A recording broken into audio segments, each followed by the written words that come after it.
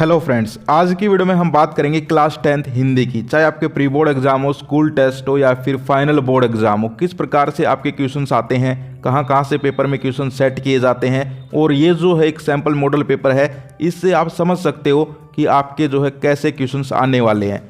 Tension मत लीजिए भाई, समझा रहा हूँ, समझ लीजिए, आपका पेपर 1 नंबर का होगा, गारंटी लेता हूँ। लेकिन समझना पड़ेगा कि कैसे कैसे क्वेश्चंस आते हैं। ये सैम्पल पेपर इसलिए जारी किए जाते हैं कि स्टूडेंट इनको देखकर समझ सकें कि भाई उनको कैसे तैयारी करनी है, किस हिसाब से किस पैटर्न के क्वेश्चंस आ रहे हैं। तो यहाँ पर क्लास 10th हिंदी का हम आज डिस्कस कर लेते हैं। आपका कोई भी एग्जाम हो, सभी के लिए इंपॉर्टेंट है।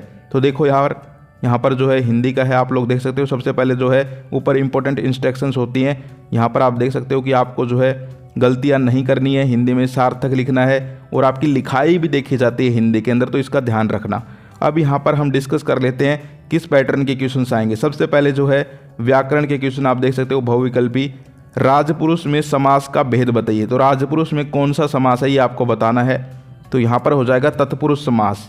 इसके बाद विद्यालय में संधि का भेद बताइए। विद्यालय में संधि विच्छेद करेंगे तो कौन सी संधि बनेगी बताइए यहाँ पर। तो इसमें बन जाएगी दीर्घ संधि। इसके बाद हम आगे चलें, पर्यायवाची शब्द बताइए रात्रि का। तो रात्रि का देखिए सिंपल है यार, रात, ठीक है, सिंपल है, पहला ही दिख रहा है रात। इसके बाद विलोम शब्द छाटिए कोमल। अब देखो कोमल होता है मतलब मुलायम, तो उसका क्या हो जाएगा कठोर, ठीक है। इसके बाद हम आगे चलते हैं। आगे देखिए उपसर्ग बताना है अत्यधिक में। तो इसमें बताओ क्या हो जाएगा।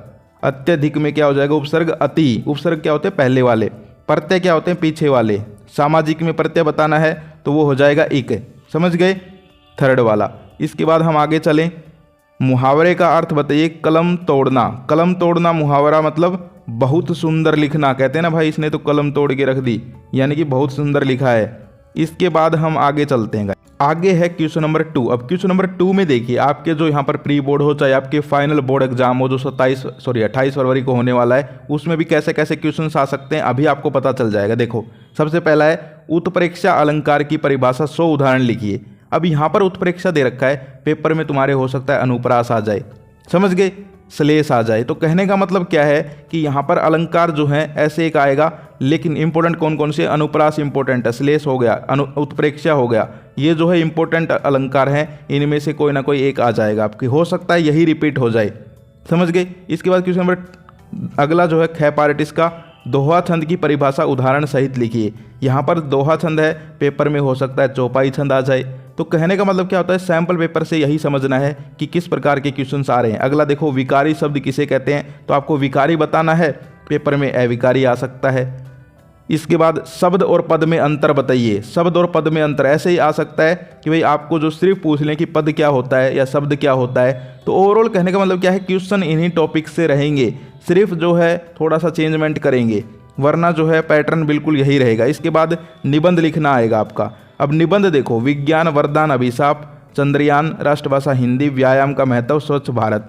अब यहाँ पर विज्ञान का जो एक निबंध होता है ना, मैं कहता हूँ हर बार आता है विज्ञान, ठीक है, ये हर बार आता है। इसके अलावा प्रदूषण वाला हो गया, वो भी हर बार आता है। तो ये 2-4 हैं, आप ये पक्का पढ़ लो, इनमें से एक ना एक तो जो है पेपर प्री बोर्ड कुछ भी हो आपको मिल ही जाएगा। तो आपको घबराने की जरूरत नहीं है, मैंने आपको बता दी, विज्ञान वाला कर लो, एक प्रदूषण का कर लो, ठीक है। एक जो है ये जो डिजिटल चीज़ें होती है जैसे कंप्यूटर, मोबाइल फ़ोन, इनका भी आता है। तो ये एक आप पढ़ लोगे तो आपको पता चल जाएगा। जैसे फ़ोन का तुमने पढ़ लिया तो वहाँ पर फिर लैपटॉप लिख दो, वहाँ पर कंप्यूटर लिख दो, लेकिन चीज़ें तो वही हैं। तो ओवरऑल कहने का मतलब क्या है कि आप जो है निबंध भी कर लेंगे। अब निबंध कर तो लेंगे आप, लेकिन नंबर कट जाते हैं स्टूडेंट के, क्यों? क्योंकि वो निबंध को कैसे लिख के आते हैं, पूरा लिख के आते हैं। पूरा नहीं लिखना है आपको, जो है पूरा यहाँ पर ऐसे नहीं है कि एक लाइन से स्टार्ट किया और आखिर में ख़त्म कर दिया, नहीं, उसके अलग अलग पार्ट बनाने हैं। जैसे भूमिका लिखनी है सबसे पहले, आपने देखे होंगे निबंध कैसे होते हैं, भूमिका होती है सबसे पहले, उसका 1 नंबर होता है। उसके बाद जो है बीच में फिर यहाँ पर क्या होता है, बीच में जो है फिर आपको विस्तार करना होता है। विस्तार का मतलब क्या है कि भाई बीच में थोड़ा सा ज़्यादा लिखना होता है। इसके बाद लास्ट में उपसंहार करना होता है। तो इस हिसाब से आपको जो है पैराग्राफ बना के लिखना है। ऐसा नहीं है कि पूरे एक पेज में दिखा दिया, कुछ समझ में नहीं आ रहा, कहाँ विस्तार किया है, कहाँ उपसंहार है, कहाँ भूमिका है, तो उसमें फिर नंबर कट जाएंगे। इसके बाद प्रश्न नंबर 4 है जुर्माना माफी हेतु मुख्य अध्यापक को पत्र लिखें या फिर जन्मदिन की शुभकामना के लिए छोटे भाई को पत्र लिखें। पत्र ऐसे ही आएंगे, एक पत्र आएगा शिकायत के लिए पत्र, या फिर कोई फीस माफ़ी करवानी है, यानी कि आपके स्कूल के मुख्य अध्यापक को ही पत्र लिखना आएगा एक, सिर्फ और सिर्फ उसमें से जो मेन कंटेंट चेंज होगा कि भाई या तो जुर्माने के लिए करवा दें, या फिर आपकी फ़ीस की माफ़ी के लिए करवा दें, समझ पा रहे हो, या फिर नए सेक्शन में बैठाने के लिए। तो इस प्रकार से एक तो आपको किसको लिखना है, अपने प्रिंसिपल को। तो आप एक पढ़ लो, समझ लो कि भाई किस प्रकार से लिखते हैं। इसके अलावा दूसरा जो आएगा वो ऐसा ही आएगा कि अपने छोटे भाई को कुछ जो है नॉलेज देनी है, अपने छोटे भाई को व्यायाम का महत्व बताना है, अपने छोटे भाई को नशे से दूर रखना है, अपने दोस्त को पत्र लिखना है, व्यायाम के बारे में बताना है, इस टाइप का। ये ही टाइप जो है इन्हीं के पेपर में भी आते हैं, हर जगह आते हैं, ठीक है। तो आप लोग जो है अब पत्र में भी क्या करना है, जो ऊपर का होता है ना सेवा में, 1 नंबर उन चीज़ों का होता है, एक जो फिर आप बीच में लिखते हो 3 नंबर उनके होते हैं, और फिर 1 नंबर जो लास्ट में लिखते हो अपना नाम, आज्ञाकारी शिष्य है, 1 नंबर उनका होता है। तो ये सारी चीज़ें आपको लिखनी है अच्छे से। इसके बाद हम आगे चलते हैं। आगे आप देखिए प्रश्न नंबर 5 जो है क्षितिज का है, सूरदास के आराध्य देव कौन है? तो यहाँ पर हो जाएगा श्री कृष्ण। अब जो है इस प्रकार के ये क्वेश्चन से ये आते रहते हैं, तो इनको आप पक्का कर लें। राम लक्ष्मण परशुराम संवाद काव्यांश रामचरितमानस के कौन से कांड से लिया गया है? तो ये हो जाएगा बालकांड। इसके अलावा कवि ने अपनी आत्मकथा को कैसा बताया है? तो बताइए कैसा बताया है? भोली बताया है। उत्साह कविता, उत्साह कविता मोस्ट इंपॉर्टेंट कविता है, इससे बहुत ज़्यादा काम तुम्हारे पेपर में आने वाला है। उत्साह कविता जो है मोस्ट इंपॉर्टेंट है, फिर से बता रहा हूँ, ठीक है। तो इसमें बताओ क्या हो जाएगा। उत्साह कविता में निधाद का क्या अर्थ है, ये आप लोगों को कमेंट करके बताना है।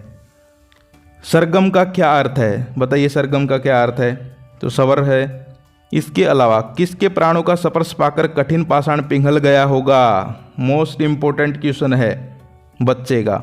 इसके अलावा हम आगे चलते हैं, काव्यांश आएगा।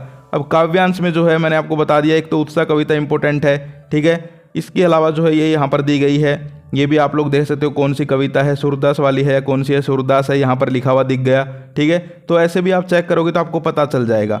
तो ये इंपॉर्टेंट है, ये कर लेना। इसके अलावा हम आगे चलें, काव्य सौंदर्य और भाव्य सौंदर्य, इसके भी देखो कैसे करते हैं। सबसे पहले भाव्य लिखो कि भाई इसमें किस चीज़ की बात हो रही है, यहाँ पर कौन क्या कह रहा है। फिर काव्य सौंदर्य करो। काव्य सौंदर्य मतलब कौन कौन से दोहे हैं, कौन से अनुप्रास का अलंकार का है यहाँ पर जिक्र किया गया है, कौन सा रस है, इसमें वीरता रस है, कौन सा रस है, ये सारी चीज़ें लिखनी होती हैं। इन्हीं के नंबर मिलते हैं, एक एक पॉइंट चेक करते हैं तुम्हारा।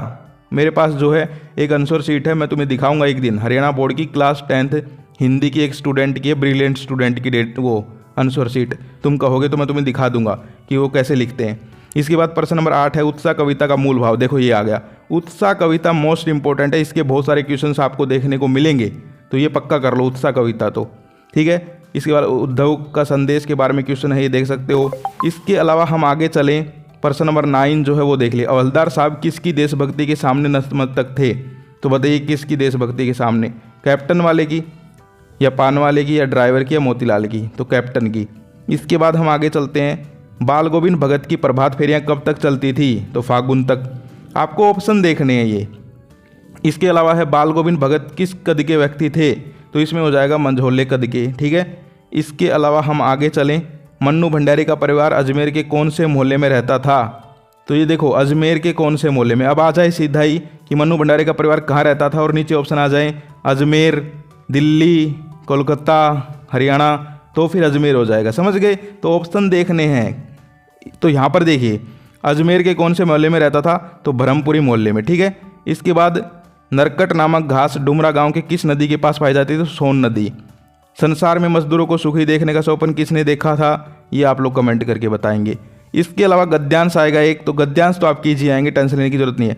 यशपाल और मन्नू भंडारी दोनों जो है जीवन परिचय मोस्ट इंपॉर्टेंट है, दोनों पक्का कर लेना भाई, मोस्ट इंपॉर्टेंट है, आ सकते हैं इनमें से एक तुम्हारे पेपर में डायरेक्ट, ये सेम टू सेम आ सकता है। नेताजी चश्मा पाठ के आधार पर पान वाले का रेखा चित्र, मोस्ट इंपॉर्टेंट क्वेश्चन। अभी मेरी हिंदी की वीडियो आई थी, उसमें भी मैंने बताया था, वो वीडियो भी देख लेना, उसमें जो क्वेश्चन है वो सारे के सारे मोस्ट इंपॉर्टेंट है।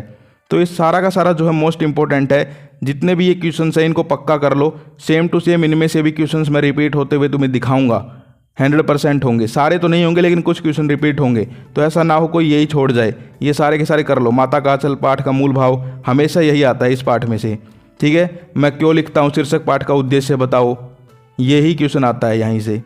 तो इस प्रकार से आखिर में जो है एक नई बुक आदर्श जीवन वाली है, उसके क्वेश्चंस है, तो इसके मैं सारे क्वेश्चंस आपको करवा दूंगा, टेंशन लेने की जरूरत नहीं है। तो ये जो है पूरा का पूरा आपका एक सैम्पल मॉडल पेपर है। अब इसको देख के मैं ये नहीं कह रहा कि यही आएगा आपके प्री बोर्ड में या फिर यही आपके फाइनल बोर्ड एग्जाम्स में आएगा। आपको क्या करना है, इसको देख के पैटर्न समझना है, ऐसे ऐसे क्वेश्चंस आएंगे, ठीक है।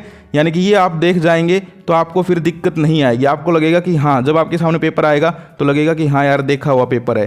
तो ये सारे के सारे कर लो भाई, मोस्ट इंपॉर्टेंट है, कोई दिक्कत नहीं है, सारे के सारे तुम करके आओगे। तो आज के लिए इतना ही, फिर मिलते हैं। जय हिंद, जय भारत।